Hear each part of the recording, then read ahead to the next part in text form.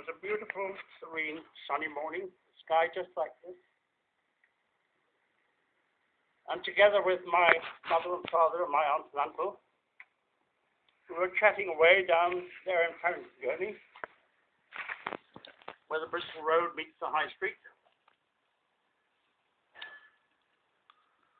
And suddenly, from across those hills, there came a growing thunder. And I was always aeroplane mad. I went out to have a look. The whole of the western horizon was a cloud of aeroplanes coming towards us, very low.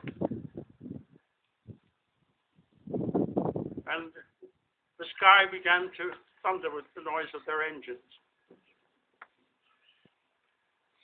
The whole armada filled the sky. The whole of Barrington Gurney was out in the street watching. And I began watching one Horsa glider in particular. It seemed to be just rolling and oscillating very slightly, as if it was in the stream of its sterling tug. Suddenly, it just stopped. The forward flight shredded into 100 pieces, streaming down like ribbons from the sky. Debris came down and down. There was no explosion, no fire. It broke up. All that was left were just these streams in the sky. In line of sight, I suppose I was about half a mile from it, looking up. It is said the tail broke off. I didn't see the tail break off, but then from my aeronautical experience years later, I know how different it is that people will tell you truthfully what they saw. I was a mile away from here. I left on my bike, and I suppose in about 5 minutes I came up that path there and stopped just beyond that hedge. And down in that field, there was debris. I ran down across the field and into the only piece that seemed to be intact, which was rather like an open sardine tin. It was about 10 feet long, I suppose. And it was on fire, rather like a hot bonfire, no more than that. And I pushed through the broken fabric to get inside. For a millisecond, I think I saw two men, but you can't be sure because there was a sudden very huge explosion. And I was enveloped in a black and grey cloud. And a piece of white drifting by with burning splinters. I recorded yet more still second features, which I do not wish to talk about. As the smoke cleared, I suddenly found myself standing actually on the edge of a very small crater.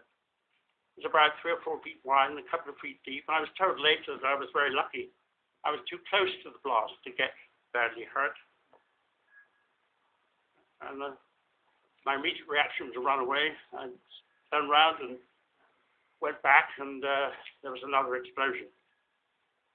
And then all that was left were just pieces of debris smoldering in the field over the whole area beyond that hedge. On my shirt was a burnt map.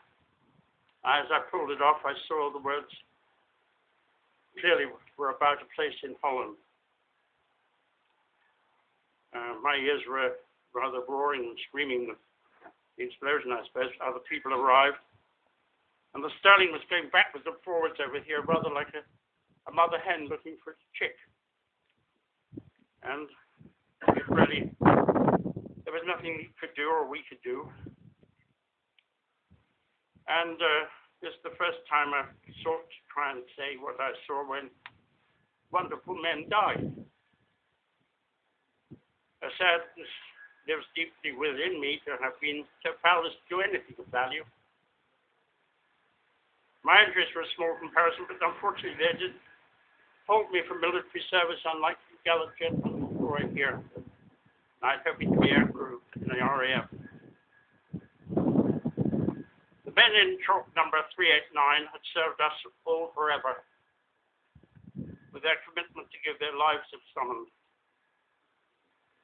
Their gallantry lives on in their everlasting memorial here, the summons of where they fell in the parish, which I believe is Barrington Glennie, joined with Paulton. And as we